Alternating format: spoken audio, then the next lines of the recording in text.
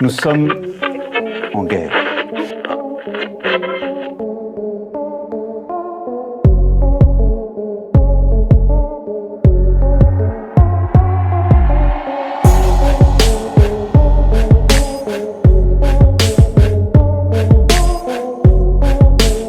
Si vous écoutez ce message, vous êtes la résistance. Bonjour à tous et bienvenue sur notre chaîne Divergence Politique. Je m'appelle Sophia et je serai accompagnée de Jimmy tout au long de cette émission. Bonjour Jimmy. Bonjour Sophia, bonjour à tous et bienvenue sur cette nouvelle émission Agent du Kremlin qui, on l'espère, vous plaira. Le concept est simple, nous avons sélectionné plusieurs faits marquants politiques et médiatiques des derniers jours et nous allons les analyser du point de vue russe avec l'œil avisé de Sophia. Mais avant toute chose, je vous invite à vous abonner à la chaîne Divergence Politique si ce n'est pas déjà fait. Ça nous fait toujours plaisir et vous serez informés de toutes nos nouvelles vidéos. Et maintenant, place à l'actualité et à notre premier sujet. Alors, en 2002, Star Wars nous offrait la guerre des clones. 24 ans plus tard, l'Ukraine nous offre la guerre des drones. En effet, il semble que Kiev multiplie les frappes ces derniers jours et notamment autour et sur la centrale de Zaporojié, qui, rappelons-le, est sous contrôle russe. Alors, aucun média français ne semble avoir rapporté les faits ces derniers jours et nous sommes obligés d'aller sur des sites comme xinuan.net pour en avoir en français. C'est quand même un petit peu ironique. Mais par contre, ce qui est à noter et ce qui est quand même assez inquiétant, c'est que les dirigeants occidentaux ne semblent pas s'inquiéter plus que ça des tensions qu'il y a autour de cette centrale. On pourrait penser qu'ils ont complètement oublié la catastrophe de Tchernobyl. Sophia, quelle est la réaction des autorités russes par rapport à toute cette histoire ?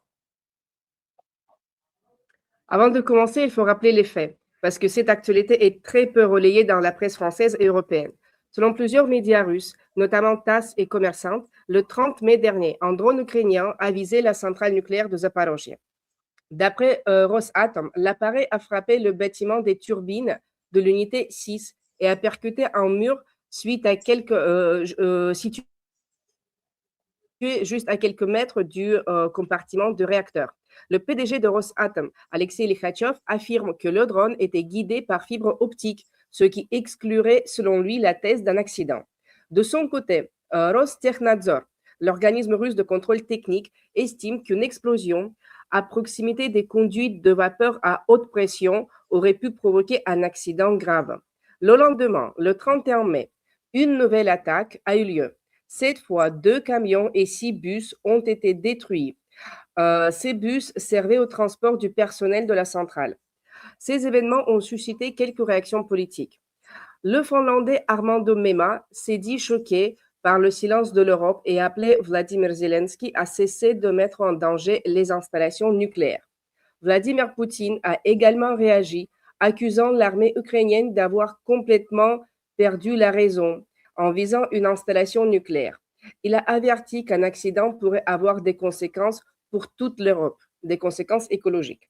L'Ukraine, elle rejette totalement ces accusations.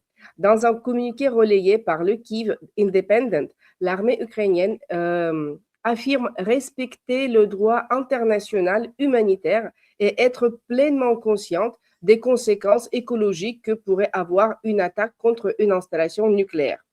Suite à ces attaques, un cessez-le-feu temporaire avait été mis en place le 5 juin afin de permettre des réparations sur le site.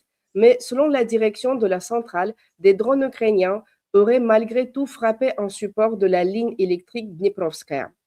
Le bilan annoncé est de 5 blessés, dont 3 ingénieurs et plusieurs membres d'une équipe de déminage du ministère russe de la Défense. 2 entre eux seraient dans un état grave. Le ministre russe des Affaires étrangères, Sergei Lavrov, a quant à lui parlé d'actes de terrorisme nucléaire. À l'heure actuelle, la direction de la centrale affirme que l'installation fonctionne normalement, le système de sécurité serait opérationnel, les niveaux de radiation restent dans les normes et les 6 réacteurs demeurent à l'arrêt à froid. Eh bien, on espère que la situation va se stabiliser et qu'il n'y aura pas de nouvelles attaques. Et par contre, on va donc enchaîner avec notre deuxième sujet. On va continuer à parler de drones, puisqu'en fait, il y a plusieurs attaques qui ont frappé la Crimée récemment, faisant de nombreux morts et blessés. Et des drones ont aussi frappé Saint-Pétersbourg au moment même où le Forum économique international avait lieu dans la ville. Mais tout cela a été, en tout cas du côté occident et européen, totalement mise de côté par l'explosion d'un drone ukrainien en Roumanie et plus précisément dans le port de Constance. Ça a vraiment ému toute la meute politique et médiatique européenne et on saluera tout de même CNews qui a été un petit peu plus nuancé dans ses propos. Sophia, est-ce que tu peux nous en dire plus sur toute cette histoire? Oui, bien sûr. Tout commence avec un incident à Galatz, en Roumanie. Dans la nuit du 29 mai, un drone s'est écrasé sur le toit d'un immeuble résidentiel de 10 étages. Un incendie s'est déclaré, environ 70 personnes ont été évacuées et 2 personnes, une mère et son enfant, ont été blessées.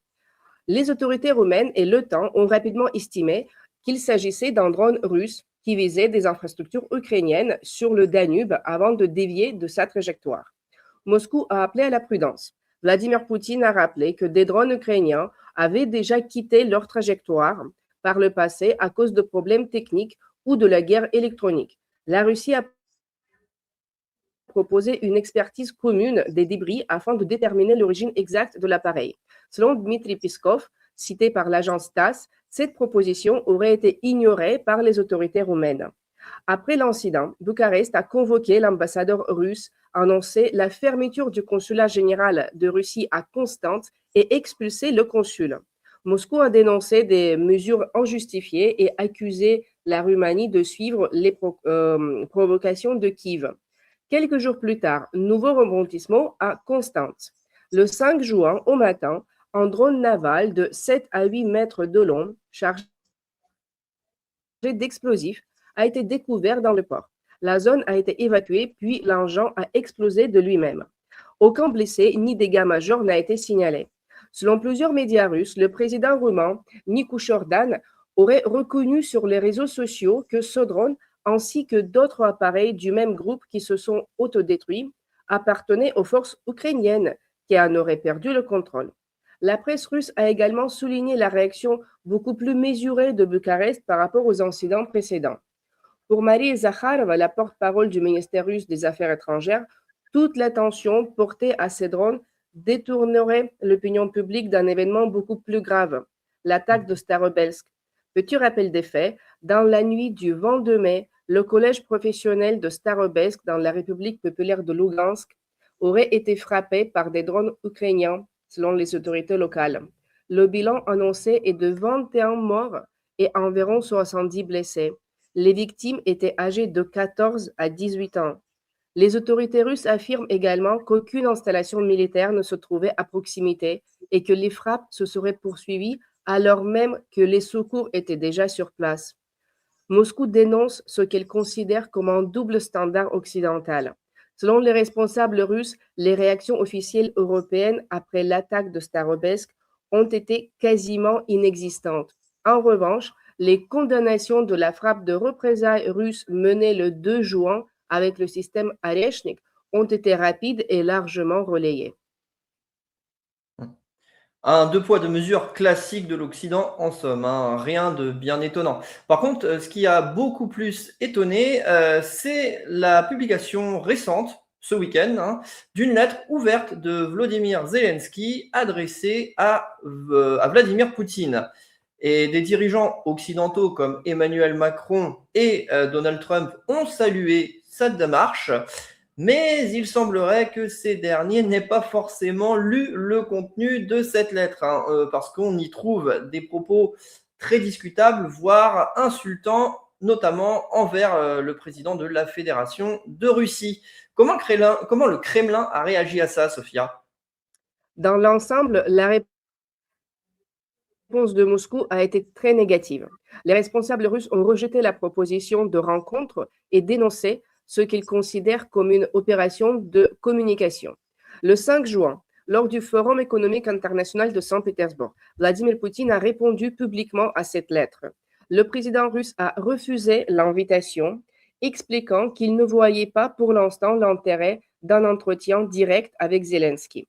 Selon lui, Kiev cherche avant tout à obtenir une pause dans les combats alors que Moscou privilégie des accords à long terme plutôt qu'un simple cessez-le-feu temporaire. Poutine a également estimé que la lettre contenait plusieurs remarques irrespectueuses et qu'un tel ton ne favorisait pas la diplomatie.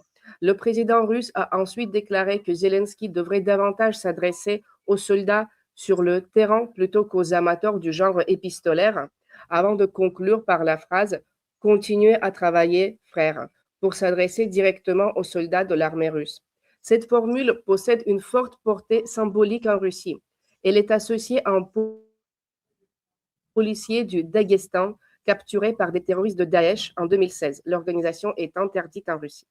Contraint devant une caméra d'appeler ses collègues à démissionner, il aurait répondu « Continuez à travailler, frères », avant d'être exécuté dans la seconde qui suivit.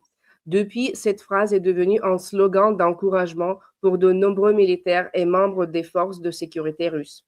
Mais revenons au contenu de la lettre.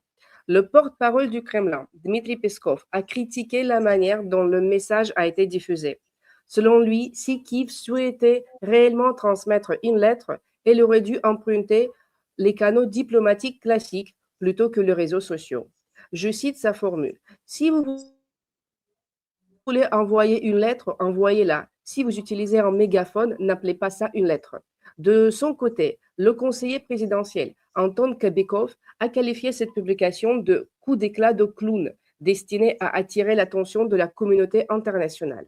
Les médias russes soulignent enfin que cette initiative est intervenue alors que des attaques de drones ukrainiens visaient plusieurs cibles en mer d'Azov et dans la région de Saint-Pétersbourg. Selon eux, la publication de la lettre ferait partie d'une campagne médiatique coordonnée avec l'ouverture du Forum économique international de Saint-Pétersbourg. Vladimir Zelensky a réagi à ces déclarations en qualifiant la réponse russe de faible et en accusant le Kremlin de ne pas vouloir mettre fin au conflit. Ok. Eh bien, avant de poursuivre, on va faire une courte page pub.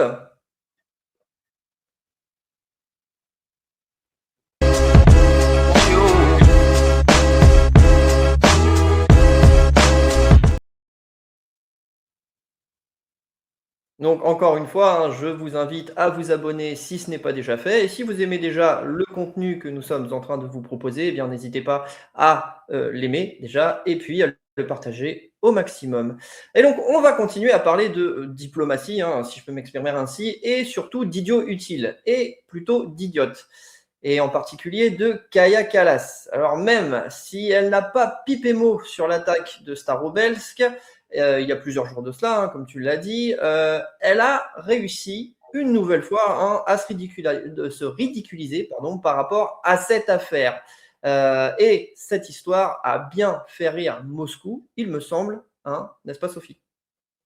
En effet, Jimmy, le 25 mai dernier, le ministère russe des Affaires étrangères a annoncé que l'armée russe mènerait désormais des frappes systématiques contre des installations militaires et des centres de décision à Kiev. Selon Moscou, il s'agissait d'une réponse à l'attaque de Starobielsk que nous avons déjà évoquée. Dans la foulée, les autorités russes ont recommandé aux étrangers présents dans la capitale ukrainienne, y compris au personnel diplomatique, de quitter la ville au plus vite. Les habitants ont également été invités à s'éloigner des infrastructures militaires et administratives susceptibles d'être visées. Mais du côté européen, cette mise en garde n'a manifestement pas impressionné grand monde. L'ambassadrice de l'Union européenne en Ukraine, Katarina Maternova, a rapidement déclaré que les diplomates européens resteraient sur place. Et c'est là que Kaja Kallas est entrée en scène.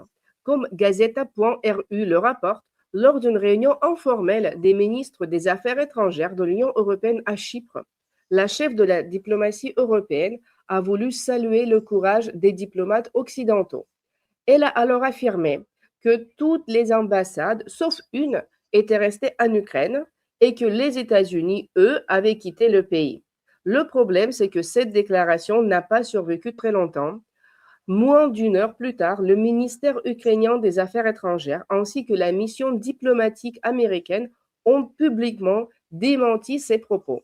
Autrement dit, la principale diplomate de l'Union européenne s'est retrouvée contredite quasiment en temps réel. Forcément, en Russie, cela n'est pas passé inaperçu.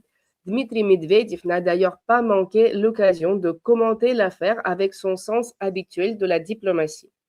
Selon lui, si Bruxelles refuse d'évacuer ses diplomates, c'est peut-être parce qu'elle dispose tout simplement d'un surplus de personnel à faire disparaître. Une remarque sarcastique, mais qui résume assez bien le ton adopté par les responsables russes sur cette affaire. Et il faut dire que ce n'est pas la première fois que Kaja Kallas suscite des réactions moqueuses à Moscou. Au début de l'année déjà, lors d'une conférence de presse à Bruxelles, elle avait expliqué qu'elle lisait beaucoup de livres d'histoire et qu'elle espérait ainsi devenir, je cite, très intelligente. Une déclaration qui avait déjà provoqué quelques sourires. Mais ce sont surtout certaines de ces affirmations historiques qui ont fait réagir. L'automne dernier, elle avait notamment déclaré que la Russie avait attaqué plus de 19 pays au cours du dernier siècle et qu'aucun de ces pays n'avait jamais attaqué la Russie. Une affirmation qui a aussitôt attiré les critiques ironiques de plusieurs responsables russes. Mais au final, en Russie, les déclarations de Kaja Kallas sont souvent moins analysées pour leur contenu que pour les polémiques qu'elles déclenchent. Et cette nouvelle affaire n'a fait que renforcer cette réputation. Et oui, comme le disait Pierre Desproges, hein, il vaut mieux se taire et passer pour un idiot plutôt que de parler et de ne laisser aucun doute sur le sujet. Et toujours en parlant d'idiots, justement, hein, il y en a un qui se trouve actuellement dans l'embarras. Et non, pour une fois, hein, on ne va pas parler d'Emmanuel Macron, mais bien de Friedrich Merz. Sophia, est-ce que tu as un commentaire par rapport à cette situation? Oui, Friedrich Merz est loin de faire l'unanimité en ce moment, y compris sur ses propres terres. Sa popularité fait d'ailleurs l'objet de nombreux commentaires dans les médias russes qui suivent de très près la situation politique en Allemagne. Et les chiffres sont plutôt sévères. Selon plusieurs sondages publiés en mai 2026, environ 76% des Allemands se déclarent insatisfaits de l'action du chancelier. Nous trouvons cette information dans la dépêche de TASS. Plus impressionnant encore, une enquête réalisée par l'Institut INSA lui attribue seulement 13% de popularité. Autrement dit, Friedrich Merz est aujourd'hui l'un des dirigeants les plus impopulaires d'Allemagne. Alors comment expliquer une telle chute? Pour de nombreux analystes, la première explication est économique. L'Allemagne traverse toujours une période difficile et le gouvernement peine à convaincre qu'il dispose de solutions efficaces pour sortir le pays de cette ornière. Mais l'économie n'est pas le seul sujet qui pose le problème. Les choix de politique étrangère du gouvernement sont eux aussi de plus en plus contestés. L'augmentation des dépenses militaires, le soutien à l'Ukraine et plus largement l'orientation prise par Berlin sur plusieurs dossiers internationaux divisent profondément l'opinion. Et les difficultés de Merz ne viennent plus uniquement de ses opposants. Plusieurs sondages montrent que même parmi les électeurs de la CDU-CSU, le mécontentement progresse. Autrement dit, quand même vos propres soutiens commencent à douter, c'est rarement un bon signe. Et ce qui amuse beaucoup certains commentateurs russes, c'est que Friedrich Merz n'est pas un cas isolé. Ces dernières années, d'autres grands dirigeants européens ont aussi flirté avec les fameux 13% de popularité. Emmanuel Macron a connu ce niveau en France, Keir Starmer également au Royaume-Uni. De quoi inspirer une petite plaisanterie au sénateur russe Alexei Pouchkov. Selon lui, les trois hommes pourraient créer ensemble un club de 13%. Mais si ce dernier s'avère aussi efficace que leur coalition des volontaires, je pense que nous pouvons dormir sur nos deux oreilles.